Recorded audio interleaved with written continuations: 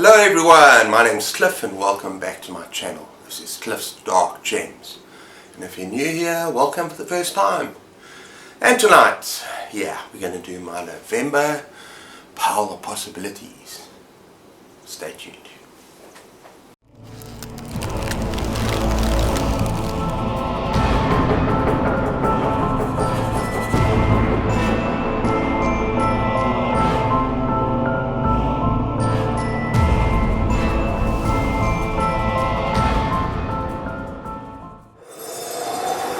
Okay everyone, so I've got some fun and interesting reads lined up for this month. And I'm going to be taking part in a readathon, the Cryptid Readathon, which I'll be talking about just now.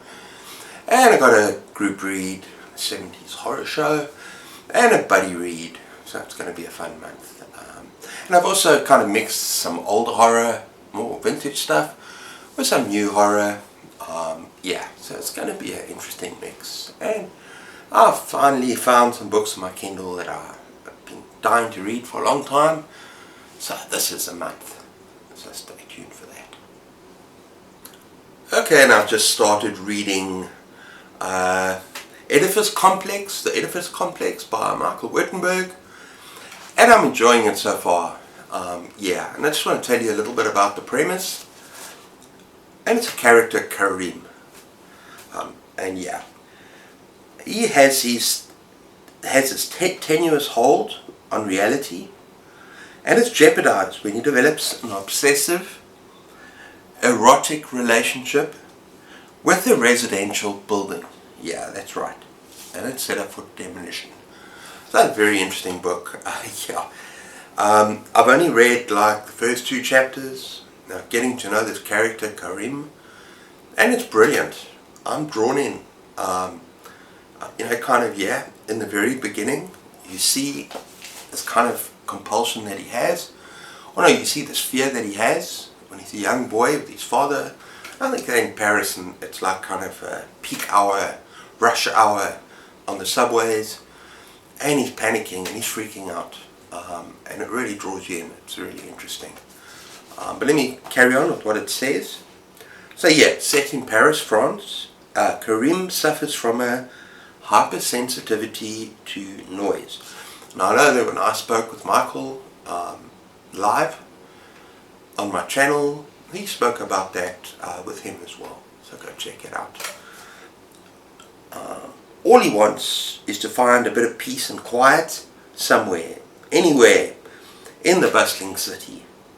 A roof and 4 walls within which he can get some kind of reprieve from the city sounds that assault him. He ends up staying in his twin's flat. And to say that he has a bit of an obsession with this flat is an understatement. He develops a tender, loving relationship with the building, but he might have to do something with the noisy neighbors who are kind of not making his relationship any easier. So this sounds like a really interesting story. Been meaning to read it for a while. Sorry Michael. But I'm finally getting down to it and I'm enjoying it. So we'll see how that goes.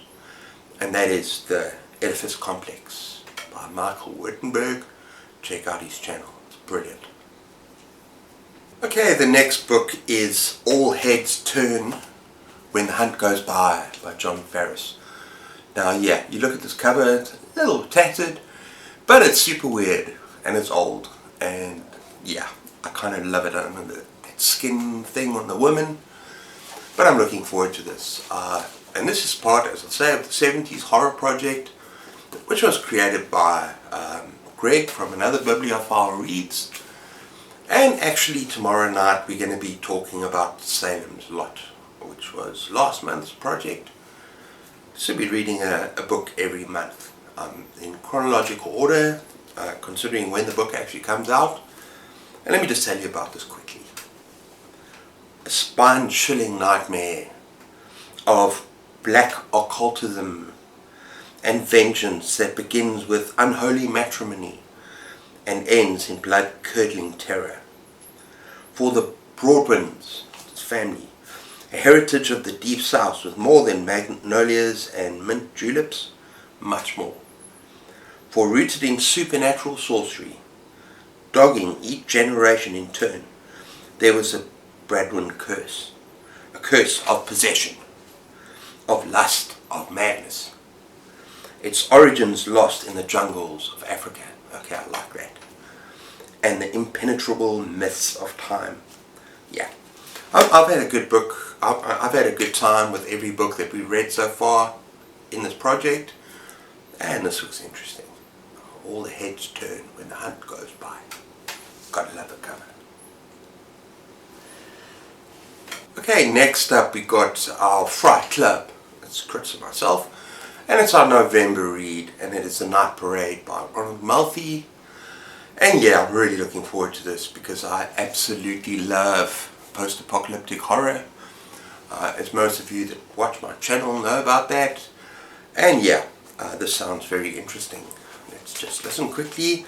So, just a short thing because I actually want to go into this book blind. It just sounds fascinating. First the birds disappeared. Then the insects took over. Then the madness began. They call it wanderer's folly, a disease of delusions, of daydreams and nightmares, a plague threatening to wipe out the human race. Yeah, so I just love post-apocalyptic stuff. This should be good. And that is The Night Parade. And by the way, yeah, I'm going to link the Discord down below. Join us, and be part of the read.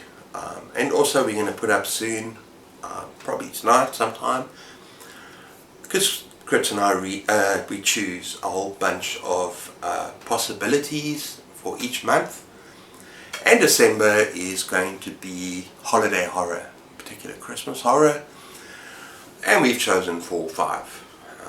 Kind of it was a process, and then we're going to have a vote. So yeah, join our Discord, be part of it. Even if you're not going to read this with us, might be another book that you love. So I'll invite you down below. Okay, next up, an awesome buddy read. And this book was actually a gift from my beautiful wife, because I'm trying to collect every Stephen King book there is, and I'm trying to read every Stephen King book there is. And this is going to be number 63, believe it or not.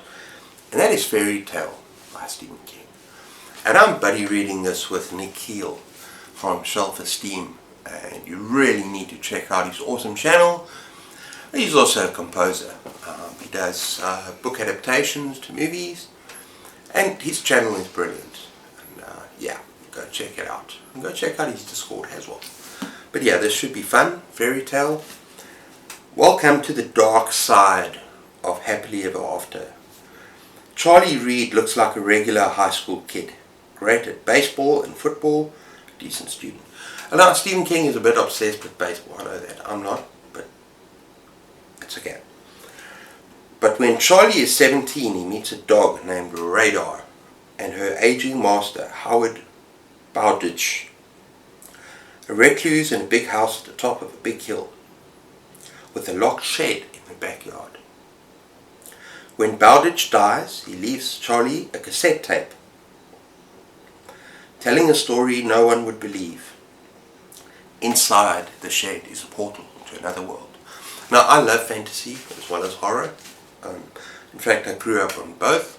I know this channel is about horror, but I love when Stephen King kind of does a blend of both. So I think I'm really going to enjoy this buddy read with Nikhil. So yeah, that is Fairy Tale. Okay, finally, I'm going to read 2 books for the Cryptid Readathon. This awesome readathon, where we read all about cryptids and horror stuff related to cryptids, like Bigfoot and so on. And there are 3 hosts, and they are Jason from Jason's Weird Reads, Crystal from Fiber Artsy, and Sin from Sin's Book Nook. And they're all fantastic channels, awesome channels. Check them out, I'll link them below. And the first book I'm going to read, and yeah, it's called To the Devil the Cryptid. Let me just tell you about what that is about. Some say the Goat Man is just an old folk tale, meant to scare people from wandering too far into the woods. For a group of Satanists, crossing the infamous Goat Man Bridge is the first step to appeasing the Dark Lord. When the sacrifice goes wrong, hell is birthed. Like that. Instead of unleashed, hell is birthed. On earth. What rises from the ashes will crave only two things: to bring about chaos and bathe in the blood of the dead. Like that. Very cool. And the second book is Attack on Sasquatch Valley. And that is by none other than Jason White from Jason's Weird Reads. So yeah, this is the second book I'm reading by him. I also read a short story collection that I really enjoyed. And yeah, I think this is a short story collection as well. So I'm dying to get stuck into it. The woods are dangerous, not because of isolation and a lack of communication, but because of them. Travel deep enough and you may hear their cries. They're hungry for your flesh. They desire to tear you to pieces. So yeah, it's a creature feature. It's got 3 short stories and I'm dying to dip in. I'll probably take the whole month and just kind of dip my toes into each one. So I'm looking forward to both of these for the Cryptid Readathon. Okay, next up we got The Fisherman by John Langan. Now I've heard only brilliant things about this book. It's like cosmic horror, Lovecraftian horror.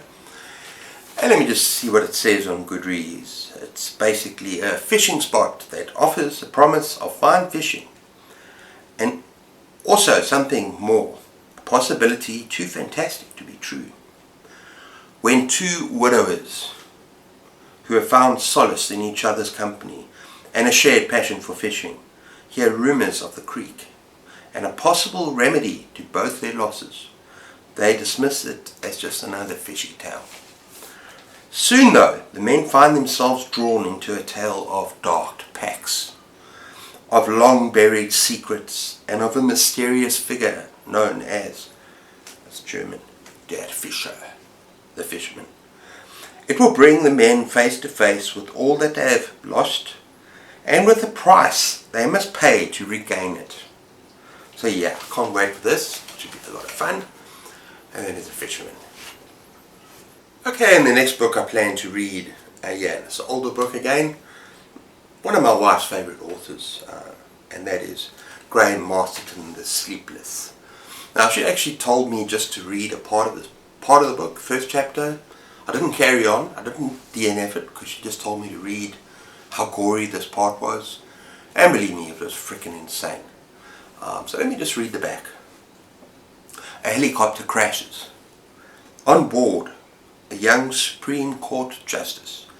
His body and his wife's are identifiable but only just. They've been bizarrely mutilated, but where is the body of their young daughter? Insurance investigator tries to uncover the truth and soon wishes he hadn't because he stumbles on the connection between the judge's death and the hideous murders of several young girls. And finally he makes the most frightening discovery of all. A terrible and unholy conspiracy, and men who never sleep. Sleep when you're dead. Sleep when you're dead. So yeah, this is called The Sleepless. Okay, next up we got a book on the Kindle, and I bought Harlan Ellison. He's a sci-fi writer, but yeah, his greatest hits. And I bought that book because I want to read I Have No Mouth and I Must Scream, because I've heard it is absolutely dark and terrifying. And yeah, all I know about it is that basically it's kind of the end of the world and there are 5 survivors and a supercomputer is keeping him alive to torture them over and over and over again. And it does things to them. So yeah, I'm kind of interested in dark, disturbing stuff, so that should be fun. And also I've heard that a lot of his other shorter stories, his greatest hits, are also pretty damn dark. So that should be fun. So that is Greatest Hits of Harlan Ellison. And finally, if I have time, actually no, this will probably take me about half an hour to read. It's part 3 of Scary Stories to Tell in the Dark. And that is called Scary Story 3, More Scary Stories to Chill Your Bones. Where's the blood? No, it's bones. So yeah, just everything about this book is awesome. It's kind of collector's thing. I'm going to take care of it. And it's not so much for the middle grade stories, it's more for the illustrations, which I absolutely love. So yeah, I'm going to finish this off. And I can see that this is something I'm going to be dipping into around about this time of year, every year. That's a great Halloween read. In fact, it's meant to be read with your friends around the campfire, or just to kind of scare them. It's middle grade books. It's kind of funny stories, scary stories to tell in the dark. Okay everyone, so that's my video for tonight. What are you reading? What have you got planned for November? Yeah, let me know. And let me know if you've read any of these stories. And yeah, I'd just love to hear from you what you think of them. I probably will finish all of them. I know there's 10, but got a couple of shorter stuff there as well. So even though I've got a few chunkers like Fairy Tale, I should manage. It should be a fun time. But anyway, until next time, take care of yourselves. Keep those pages turning. And cheers.